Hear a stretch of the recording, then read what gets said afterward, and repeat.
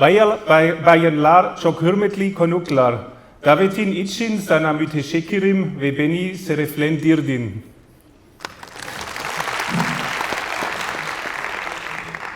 I will continue in English. Okay. Good afternoon, ladies and gentlemen. I am very pleased to be here and to share my research with you.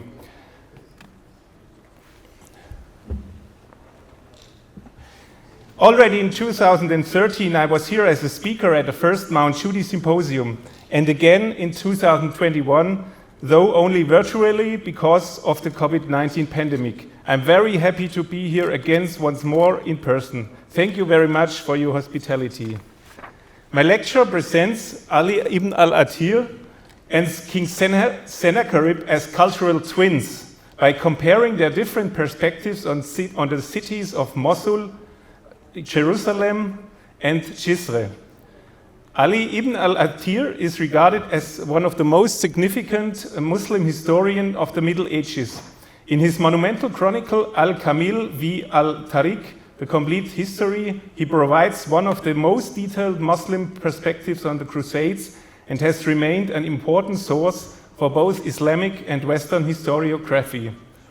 In the same region, nearly 2,800 years before Ibn al-Athir lived Sennacherib, the great Assyrian king. His military campaigns, above all those against Jerusalem, but also expeditions toward Mount Cudi, are recorded in inscriptions and monumental reliefs. These testimonies allow us to gather additional information to the events described in the Bible. The first city that connects our two twins is Jerusalem. Jerusalem is most significant to three religions. From the time of Ibn al-Athir, we have a letter from the Crusader king Richard the Lionheart to Sultan Saladin. Jerusalem is for us a matter of faith, and we could never renounce it. Saladin, in reply, wrote, Jerusalem belongs to us no less than to you. In fact, it is even more sacred to us than to you. These are the Christian and Muslim perspectives of that time. The Jewish view is expressed in the words of Psalm 137. If I forgot you, O Jerusalem, let my right hand forget its skill. Let my tongue stick to the roof of my mouth. If I do not remember you, if I do not set Jerusalem above my highest joy. The Crusades remained in collective memory as an era of violence. In many battles of the Middle Ages, immense bloodshed took place, including in Jerusalem. The conquest of the Holy City in 2099 was not unique in itself, yet it has been remembered with particular intensity by both the Muslim and the Christian worlds. From the West, we have chronicles written from a Christian perspective, but through Ibn al-Athir, available today in translation, even in German, we gain also access to distinctly Muslim and Arabic views of the events. This is of great value for multi-perspectival approaches to history and for intercultural dialogue. Indeed, a teaching project developed at the University of Bonn sets the two accounts side by side, the Christian version by William of Tyre and a Muslim account by Ibn al-Athir. Both report a terrible massacre committed by the Crusaders. Ibn al-Athir speaks of many victims, yet he also notes that there were some acts of mercy. He writes about a group of survivors. They departed at night toward Ascalon. He adds, they were in tears and moved others to tears when they told of what the Muslims had suffered in that exalted and holy city. William of Tyre, in contrast, reports the same events in a completely different tone, emphasizing that the massacre had restored order in the city. According to him, the conquerors entered the Christian holy sites with hymns and songs. Both perspectives require careful comparison and critical analysis. The death tolls are very likely exaggerated. After other medieval conquests and massacres, it is clear that far fewer people lived in Jerusalem at the time. Some inhabitants also survived, as the testimony of refugees confirms. Instead of the 70,000 reported by Ibn al-Athir, the number of victims was probably closer to 10,000, still a horrific tragedy. Williams too may have exaggerated to magnify the glory of the conquest. Turning now to the twin, King Sennacherib of Assyria, he reports on a similar attack against Jerusalem, this time 700 before the Common Era, and from the Assyrian perspective. In the Old Testament, we encountered a viewpoint from within the besieged city itself. Sennacherib's campaign fails, and the Assyrian army is struck down by an angel of God. Archaeologists unearthed the Assyrian version of the same story. On the so-called Sennacherib prism, the Assyrian account of the third campaign is preserved in cuneiform.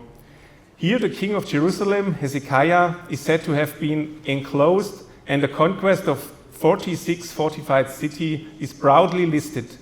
Unsurprisingly, there is no mention of defeat of Jerusalem. Such an admission would hardly be what an Assyrian world ruler wished to pass on posterity.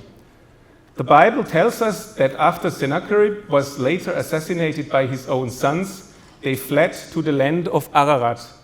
In later translation, this was rendered as Kardu, the very mountain range known today as Judah.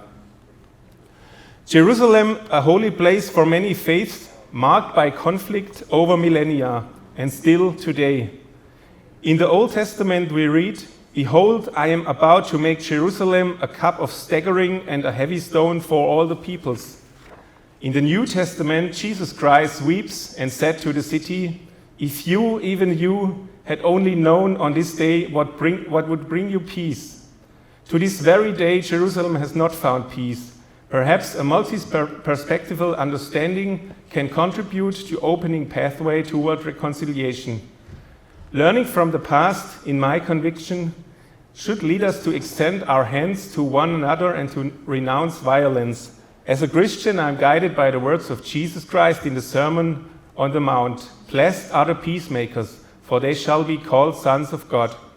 Believers of other faiths will surely know similar words that call for peace, words that can inspire us to build a better future together. The second city is Mosul, once called Nineveh. Mosul is today the second largest city in Iraq with a population of nearly 3 million. It lies on the banks of the Tigris River and surrounds the ancient city of Nineveh, whose ruins are in part overbuilt by the modern metropolis. In recent decades, Mosul has repeatedly been in the headlines as a battlefield and a place of war, destruction, and terror. In recent years, UNESCO has invested heavily in reconstruction. Today, Mosul is a city of remarkable cultural diversity. While the majority of its inhabitants are Arabs, it is also home of Assyrians, Kurds, Turkmens, Yazidis, and other groups.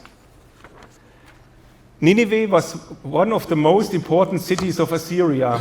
In biblical tradition, the great city builder Nimrod is said to have founded Nineveh. According to Assyrian legends, however, the city was established by the goddess Ishtar. Excavations reveal settlement traces going back to the Neolithic period. Nineveh is also known well to the story of the prophet Jonah. Until 2014, Mosul still preserved a monument to his memory, the Prophet Jonah Mosque, which was then destroyed. Today, it is under reconstruction, as you can see in this picture taken very recently by a friend. Sennacherib made Nineveh the capital of Assyria. He and his successors built imposing palaces there, richly decorated with reliefs.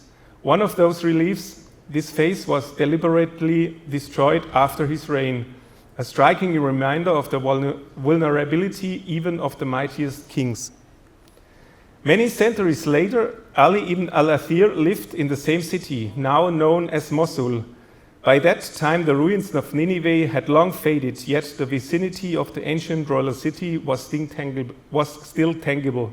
Mosul had become an important center of the Zengid realm, a hub of politics, trade, and culture.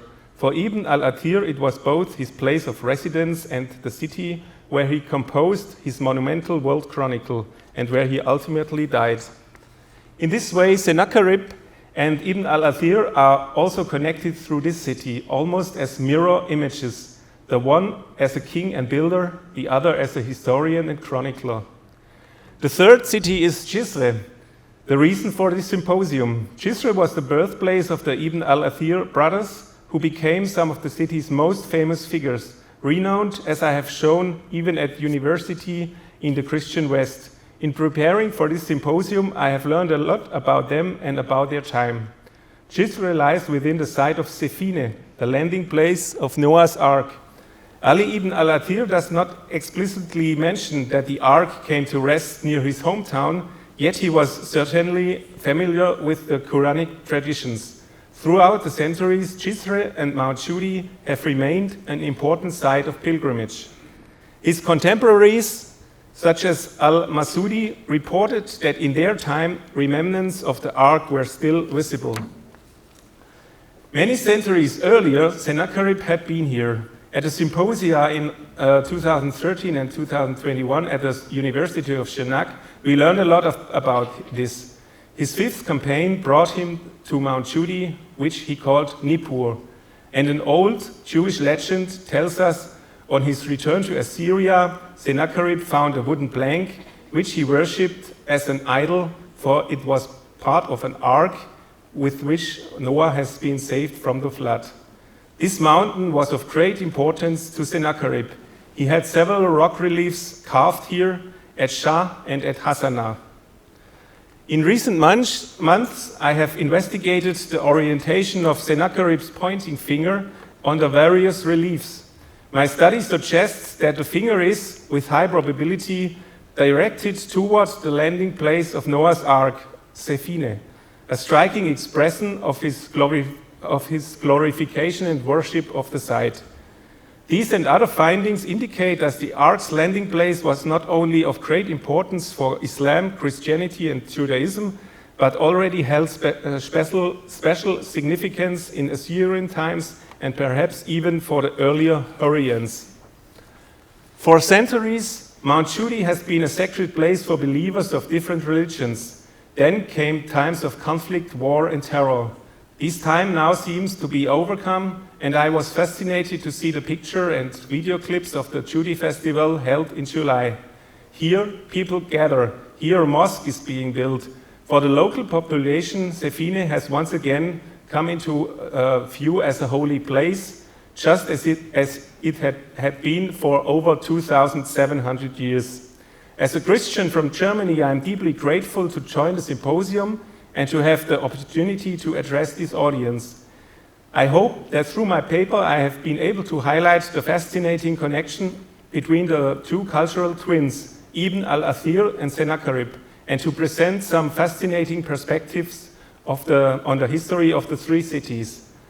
Perhaps the third city, Cizre, with Mount Cudi, may become a place of shared pilgrimage, of peace, and of mutual understanding, the landing place of the Ark after the flood, and peace among mankind are marked by a common symbol, the dove, and the organizers of the Cudi festivals too have released doves into the sky.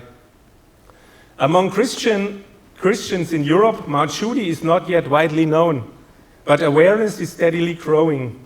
Caused by my research, the Cudi mountain has even been added as an alternative to Mount Ararat, Agrida, in the Bible translation of the Catholic Church. Let me please present you this beautiful version of that Bible as a gift for the university and as a sign of gratitude. Thank you very much for your attention. Baylar ilginç için teşekkürler.